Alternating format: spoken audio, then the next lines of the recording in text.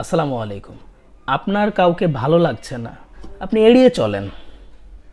আপনার তার কথা, কাজ, তার চলাফেরা, তার পোশাক পরিচ্ছদ, তার অঙ্গভঙ্গি, তার তাকানো, হাসি, সুখ দুঃখ কিছুই ভালো লাগছে না।